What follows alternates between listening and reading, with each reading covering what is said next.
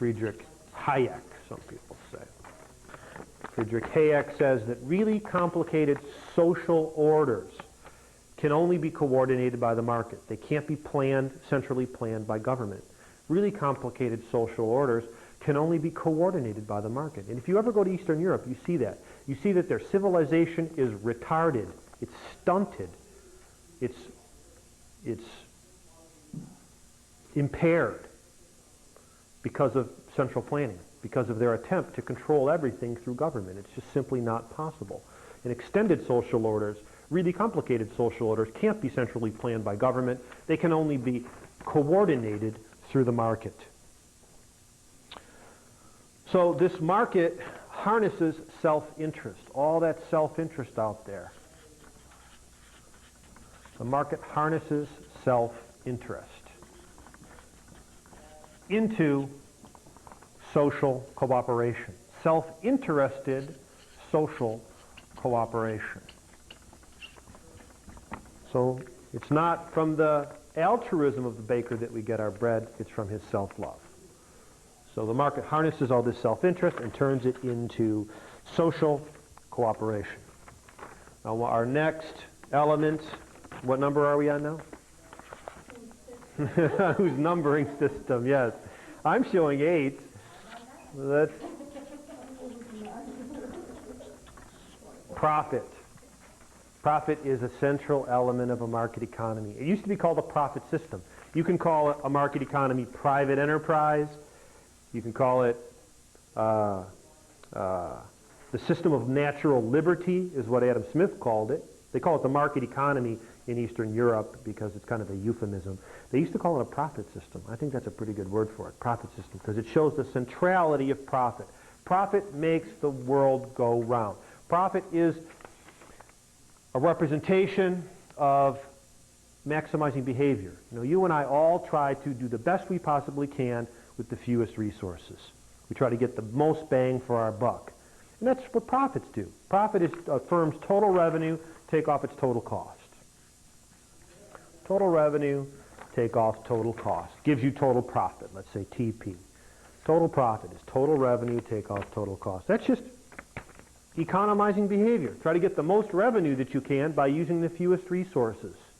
Okay? That's what I try to do all the time. If I have a task to do, I try to find the most economical way of doing that task. Not the hardest one or the most expensive or costly one. I try to get the most bang for my buck in everything that I do. And that's what firms do too. And that shows up in their profit maximizing behavior. Now, profit, you know, people have so many misconceptions about profit. They think the average profit rate in the economy is 40%, or they think profit is exploitation, you know, like some consumers getting screwed or some workers getting screwed because a firm is making profit. I'd like to just turn that around and give you a different view of profit. Profit is a reward for producing what people want efficiently. Profit is a reward for producers who use scarce resources to produce what people most want in the most efficient way. So profit is a reward for using the fewest, the smallest possible amount of society's scarce resources, or of individual scarce resources, to produce what people most want. How do you maximize total revenue? By producing what it is people want, not what they don't want, what they do want. How do you minimize your total cost? You do that by producing very efficiently, by using few resources in a very efficient way. Okay? Consequence of producing what people want very efficiently is profit. And it's a reward. It's a reward for adding value to resources. If you only use $1 million of resources and you can produce $2 million of saleable products, that means you've added $1 million to the value of those resources in your production process. And that goes to the owner of the firm or to the entrepreneur. Okay? It's not exploiting workers if workers are paid market wages. It's not exploiting consumers if consumers are willing to pay the market price for the product. It's simply an addition to the value of society's scarce inputs. So profits have a function. Profits will reallocate society's scarce resources. Producers that make profits will be able to attract more resources. Okay? Stay in business, satisfy their customers, satisfy their workers, stay in business. Producers that don't make profits, what happens to them?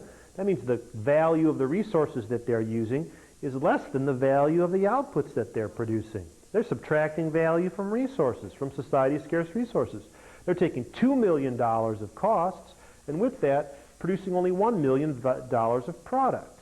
They're wasting society's scarce resources. What should happen to them? They should be annihilated, shouldn't they? They should go out of business because they're wasting society's scarce resources. You know, I use that word because the market is a ruthless calculator of efficiency. You know, it's a ruthless insurance against inefficient use of resources. Okay? Efficient firms will expand and prosper. Inefficient firms will disappear.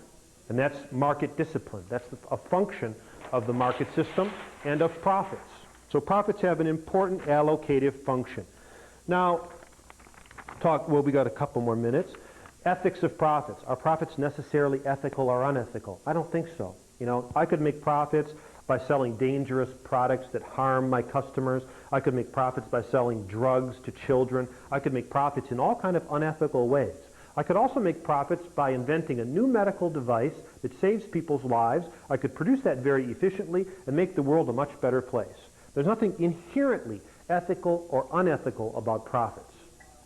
It depends on the context. It depends on the institutional context. Now, I'm not an ethicist. I'm not a philosopher. I don't know that much about this stuff. But that's my opinion. I don't think profits are inherently ethical or unethical. It depends on the context in which you make them. Profits have an allocative function. They make sure that resources flow to efficient producers. Profits may not have an allocative function. Profits in some instances may not work to reallocate resources to efficient producers, depending on the context. So let's see. Let's finish up our last two cases here. I'm on number 9, and I'm going to say imperfect markets. Some markets are imperfect. All markets are not perfect. Okay?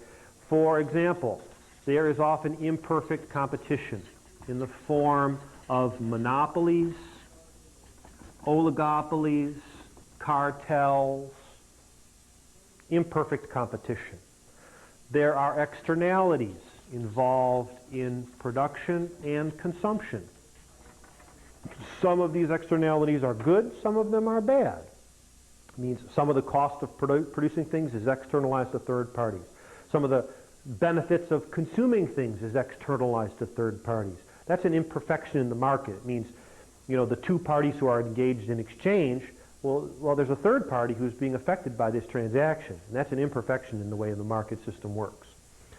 We also have public goods. And public goods are those goods which Parth Shah will tell you about are non-excludable and non-exhaustible. It means that you can't exclude people from consuming them. Like a safe neighborhood. If someone lives in your neighborhood and you have a safe neighborhood, you can't stop them from enjoying the benefits of living in a safe neighborhood. It's non-excludable. It's not exhaustible, which means if you have a safe neighborhood, that safety is not diminished in any way by an additional person consuming that safe neighborhood. The problem with public goods is that people won't often voluntarily pay for them. They won't pay for them voluntarily. They can be what's called a free rider. Consequently, private markets won't often provide those public goods, and you have to have public provision. But Parth Shah will talk about this in more detail later. So markets are not always perfect. They are sometimes imperfect. People used to say, like in a knee-jerk reaction, well, markets are imperfect, well, therefore use government and fix it. That, in my mind, involves a very naive view of government. It assumes that government is omniscient, omnipotent, costless, and that government always operates in the public interest. And that simply is not the case, you know. So I think what we have to do, rather than just react and say use government and how is government going to fix these problems, we have to weigh market failure versus government failure. Let's try this.